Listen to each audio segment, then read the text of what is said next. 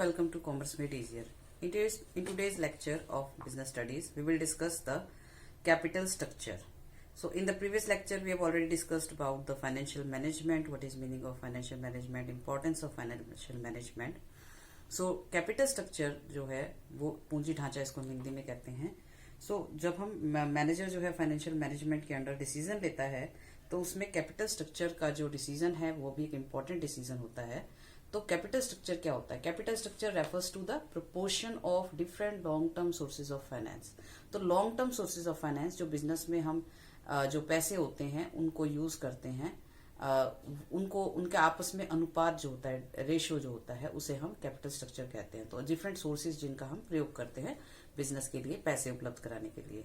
तो इसमें कुछ जो सोर्सेज होते हैं long term sources of finance like equity share capital. Equity share capital क्या होता है? समतांश पूंजी इसको हिंदी में कहते हैं. तो इक्विटी शेयर कैपिटल जो होता है एक long term source of finance है जो कि कंपनी के लाइफ टाइम तक उसके पास रहता है. एक बार इनको इश्यू किया जाता है, उसके बाद जब तक बिजनेस चलता है तब तक इसको रिडेम्पशन नहीं किया जाता, वापस नहीं किया जाता है. और इसके ऊपर कंपनी को जो है किसी प्रकार की भी कोई लायबिलिटी लॉन्ग टर्म की नहीं होती है. डिविडेंड जो होता है वो भी फिक्स नहीं होता है, कम ज्यादा हो सकता है, डिपेंड करता है प्रॉफिट के ऊपर. तो प्रॉफिट ज्यादा होगा तो हम ज्यादा डिविडेंड भी दे सकते हैं, कम होगा तो कम भी दे सकते हैं. अगर जिस साल प्रॉफिट नहीं होगा तो हम डिविडेंड ना भी दें, ऐसा भी हो सकता है.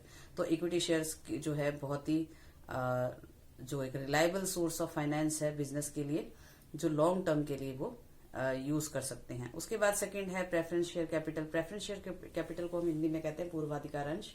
और पूर्वाधिकार अंश यानी कि प्रेफरेंस शेयर्स जो होते हैं ये शेयर कैपिटल जो है वो हम कुछ समय के लिए इश्यू करते हैं, उसके बाद इनको लौटाना पड़ता है पैसों को. इस पर फिक्स रेट से डिविडेंड दिया जाता है. ये कई प्रकार के हो सकते हैं, cumulative, non cumulative, redeemable, irredeemable, इस तरह से कई तरह के इसकी वैरायटीज होती हैं. तो कई प्रकार के प्रेफरेंस शेयर्स होते हैं. तो डिपेंड करता है हमें कितने टाइम के लिए जो है फाइनेंस की आवश्यकता है, तो हम उसको उतने हिसाब से इश्यू कर सकते हैं. Then debentures.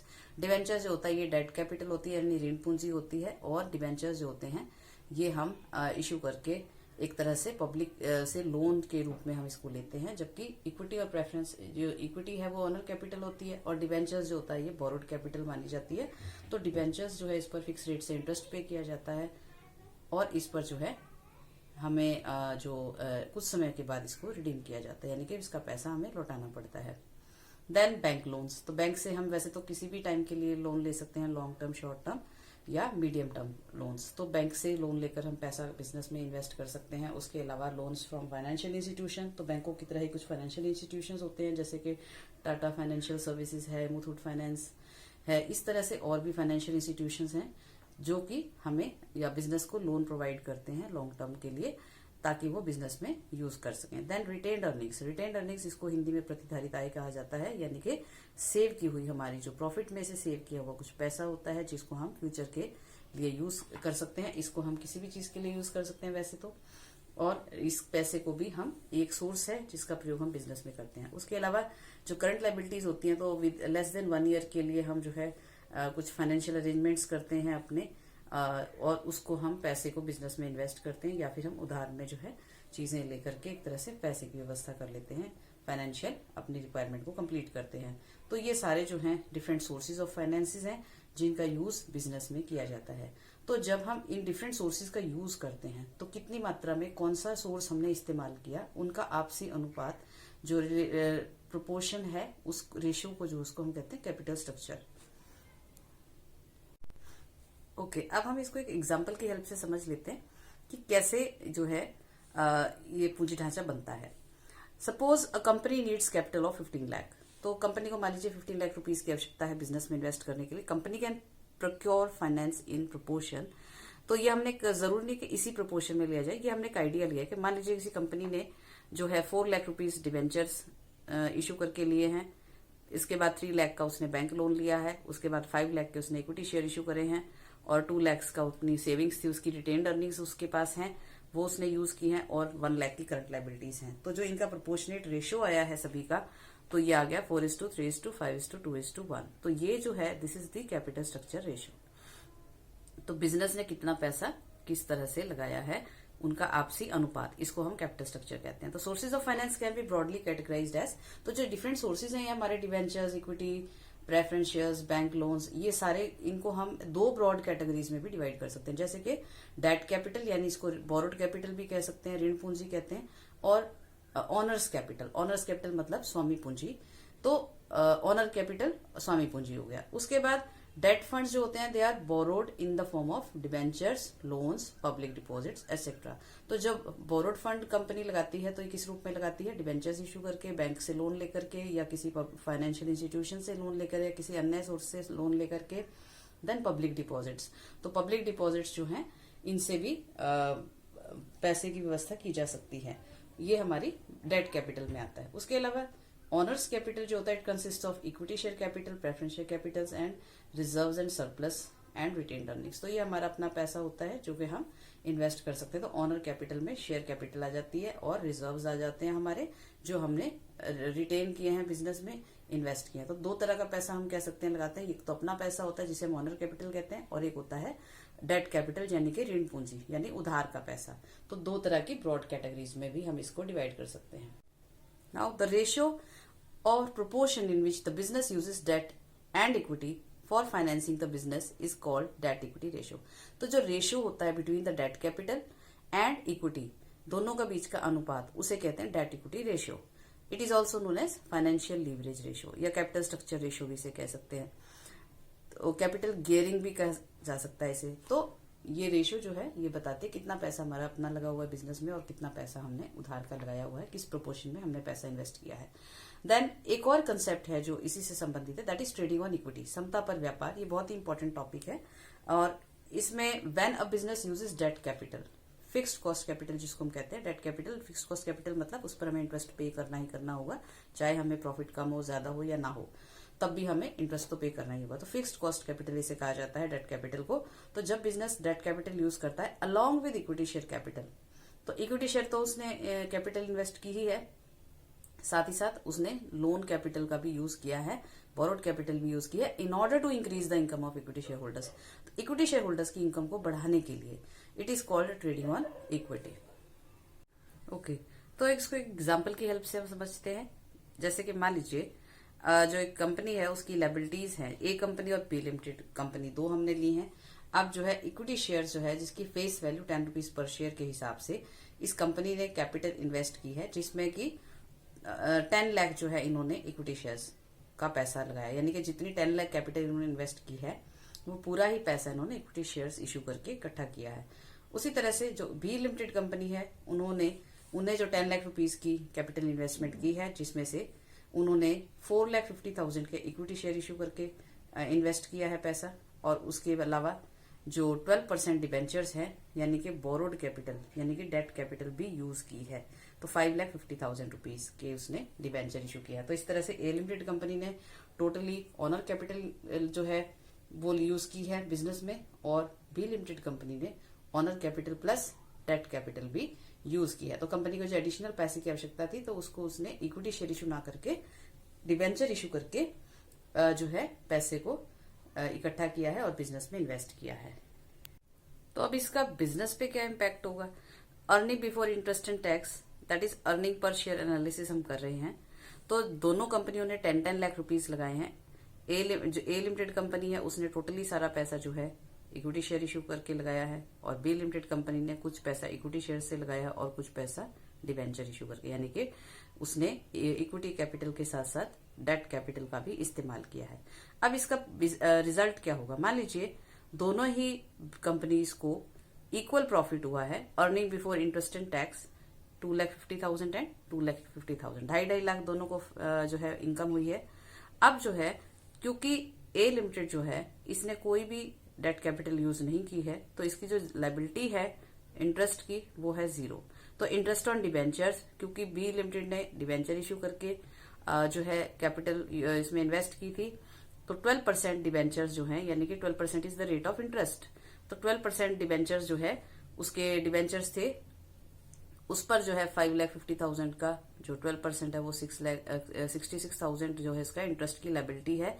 तो इंटरेस्ट डिडक्ट करने के बाद अर्निंग बिफोर टैक्स जो है हमारा ये बनता है, इसका 2,50,000 ही रहेगा क्योंकि इसने कोई भी इंटरेस्ट पे नहीं किया, जबकि जो बी लिमिटेड कंपनी है उसने डिबेंचर इशू किए थे, तो उसने डिबेंचर्स पर इंटरेस्ट पे किया है, वो है 66,000 रुपीज का। तो अब जो इसका प्रॉफिट है after paying the interest that is 1,84,000 rupees.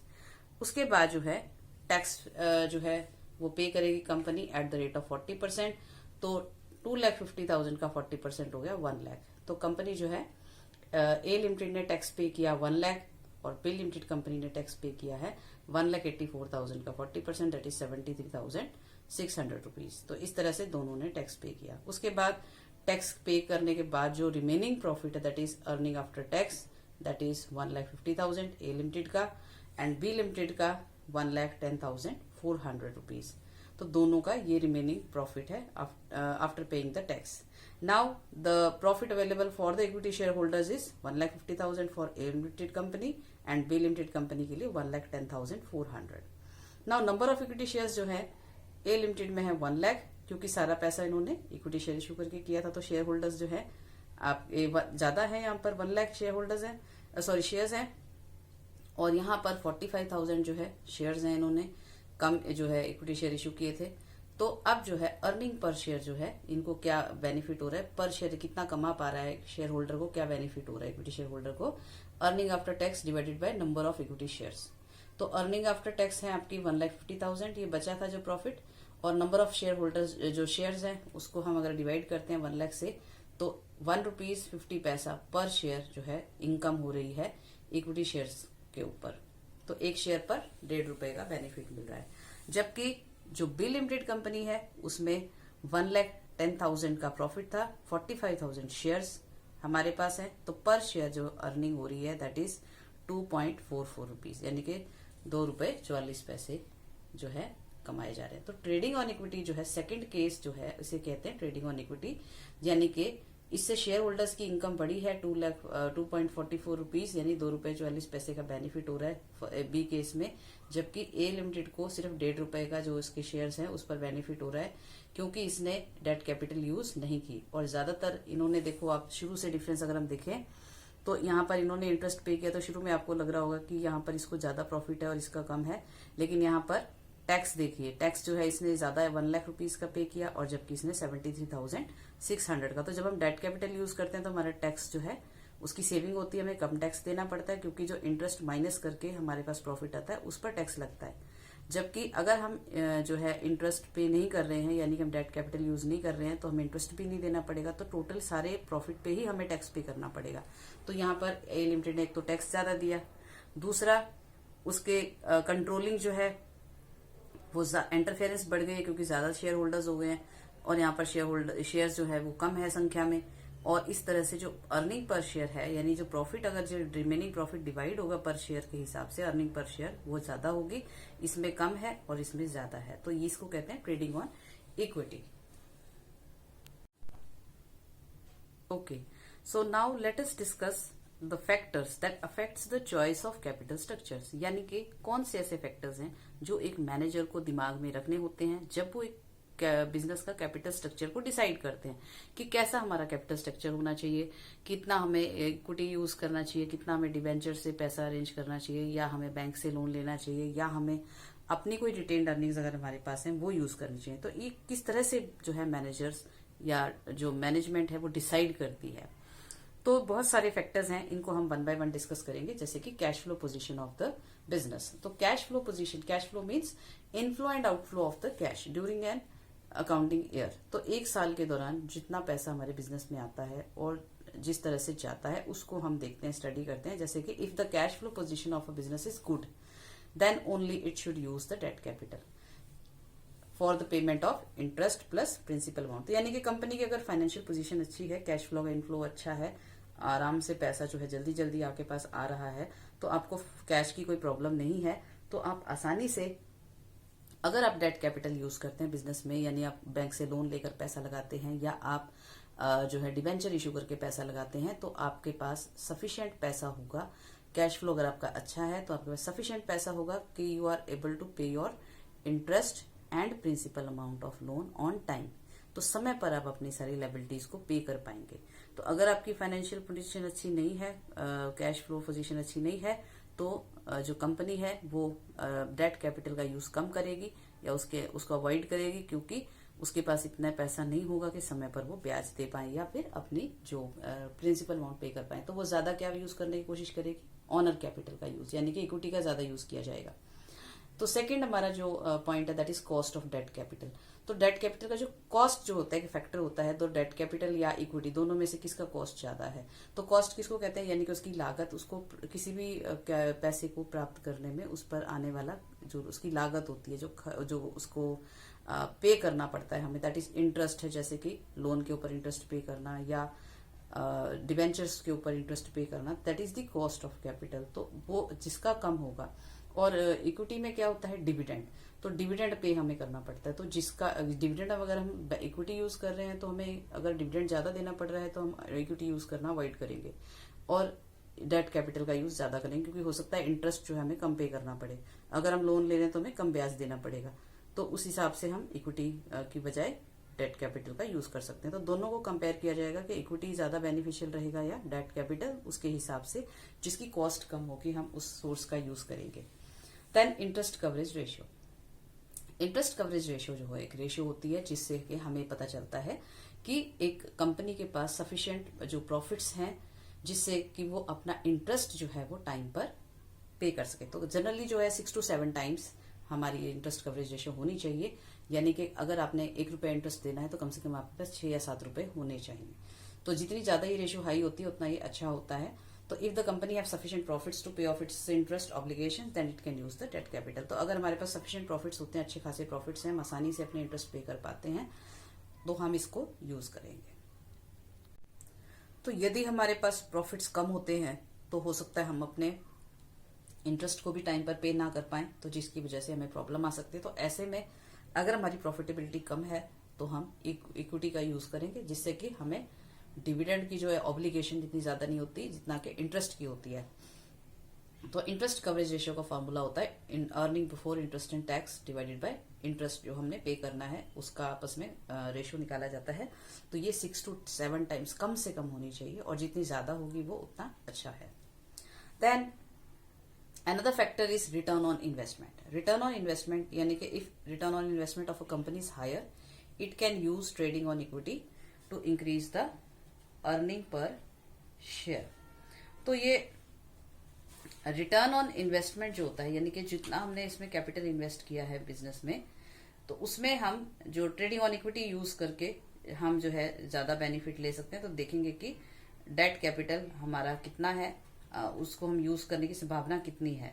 तो रिटर्न ऑन इन्वेस्टमेंट में हम जो पैसा इन्वेस्ट करते हैं उस पर हमें कितने रिटर्न्स मिल रहे हैं, ये भी जितना ज्यादा हाई होगा रिटर्न्स, यानी कि जो इन्वेस्टमेंट हमने की उस पर हमें ज्यादा रिटर्न्स मिल रहे हैं, तो हम डेट कैपिटल आसानी से यूज कर सकते हैं, क्योंकि हमारे पास सफिशिएंट जो है फाइनेंस होगा अपने लायबिलिटीज को पे करने के लिए।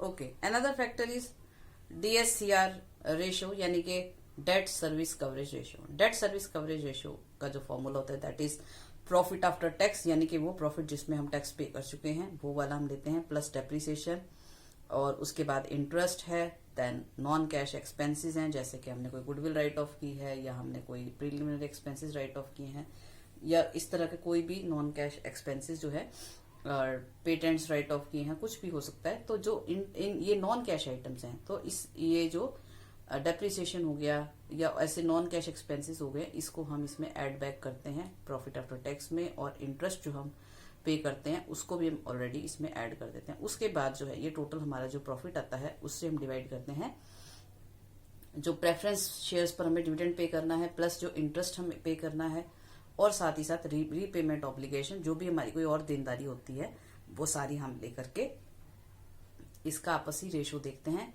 इसे कहते हैं डेट सर्विस कवरेज रेशियो। तो हायर डीएससीआर जो है it indicates better ability to meet the cash commitments and company can increase the debt component in its capital structure. तो अगर हमारी ये रेशियो हाई है तो हम आसानी से डेट कैपिटल का यूज कर सकते हैं, यानी कि ऋण पूंजी प्रयोग कर सकते हैं, क्योंकि हमारे पास सफिशिएंट कैश है अवेलेबल टू पे आवर ऑब्लिगेशंस। तो जो हम देनदारियां हैं वो आराम से दे सकते हैं, क्योंकि हमारे पास जो डेप्रिसिएशन है ये भी कैश की फॉर्म में नहीं होता।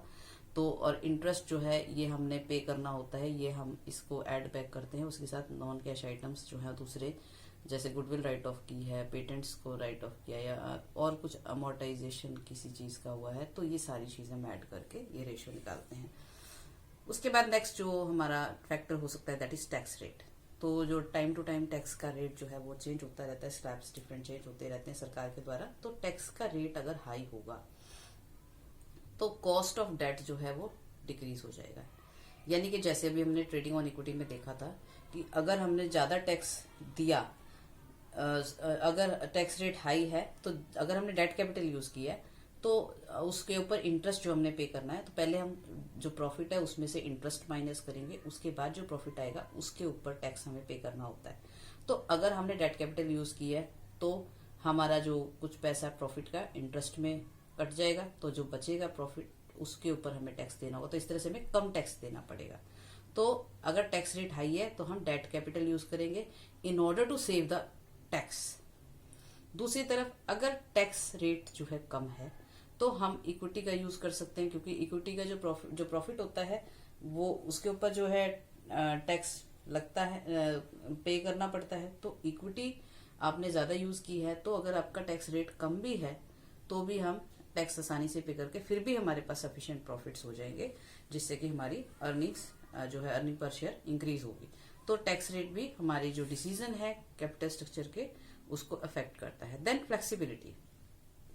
फ्लेक्सिबिलिटी का मतलब होता है, तो जैसे कि इक्विटी है, दो तरह के हमने सोर्सेज बताए हैं, जैसे equity capital and date capital. तो जो कैपिटल स्ट्रक्चर होता है it should be flexible. Flexible means कि अगर हमें जरूरत पड़े कैपिटल को चेंज करने की या कम या ज्यादा करने की तो हम उसको कर पाए, तो फ्लेक्सिबिलिटी होने की जरूरत होती है। तो डेट कैपिटल जो होता है it is a flexible source of finance then equity, और इक्विटी जो है इट इज इनफ्लेक्सिबल। तो फ्लेक्सिबल क्यों है डेट कैपिटल? आपको 5 साल के लिए लोन चाहिए, 5 साल के लिए लीजिए और 5 साल के बाद आप उसको पे ऑफ कर दीजिए, तो इससे आपका कैपिटल जो है वो कम हो जाएगा। यानी कि जब आप अपनी लायबिलिटीज पे कर देंगे, लोन खत्म हो जाएगा, तो आपकी जो उसको हम आसानी से पे कर सकते हैं, तो उसको हम कम ज्यादा कर सकते हैं। लेकिन इक्विटी शेयर एक बार इशू हो जाते हैं, मान लीजिए लाइफ टाइम तक हम उसको रिडेम्पशन नहीं कर सकते हैं। एक बार वो पैसे एक शेयर इशू हो गए तो हम उसको सिर्फ वाइंडिंग अप के समय, यानी जब बिजनेस बंद किया जाएगा तभी आप उसको रिडेम्पशन करेंगे। तो तब तक ये पैसा एक बार आपने इन्वेस्ट कर दिया तो वो उसमें एज इट इज रहेगा, हम उसको इंक्रीज डिक्रीज मतलब चेंज नहीं कर सकते। डिक्रीज करना चाहें, अगर हमें कल से कल लगे कि हमने ज्यादा पैसा लगा दिया है बिजनेस में, इसको कम करने की आवश्यकता है, तो हम उसको कम नहीं कर पाएंगे। तो ये चीज जो है फ्लेक्सिबिलिटी मेंटेन करना भी जरूरी है। इसलिए डेट कैपिटल का भी यूज किया जाता है कि कभी जरूरत पड़े, हमें ऐसा लगे कि हमने ज्यादा इन्वेस्टमेंट कर दी है, उसको डिक्रीज करना है, तो हम डेट कैपिटल को अगर हमने इन्वेस्ट किया है तो हम उसको कम कर सकें। और डेट कैपिटल आसानी से कम की जा सकती है, उसको हम पे कर देंगे और उसके बाद हमें वो कैपिटल यूज करने की आवश्यकता नहीं पड़ेगी। Alright, next topic is control.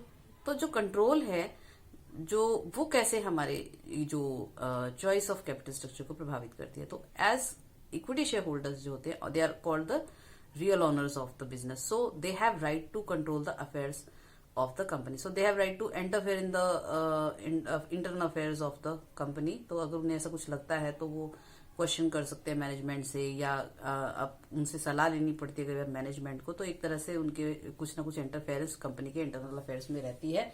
So the company who want to have control in its own hands will use less equity and will use debt capital to meets the financial requirement. तो जो company अगर चाहती है कि भाई share holders ज्यादा हमारे इसमें इंटरफेरेंस ना करें और जिस तरह से हम कंपनी को चलाना चाहते हैं अपने हिसाब से चलाएं, तो वो इक्विटी शेयर्स का यूज कम करेगी, क्योंकि जितने ज्यादा इक्विटी शेयर इशू होते जाएंगे उतने ज्यादा शेयर होल्डर्स बढ़ेंगे, और इक्विटी शेयर होल्डर्स जितने ज्यादा होंगे उनकी इंटरफेरेंस भी उतनी ज्यादा हो जाएगी।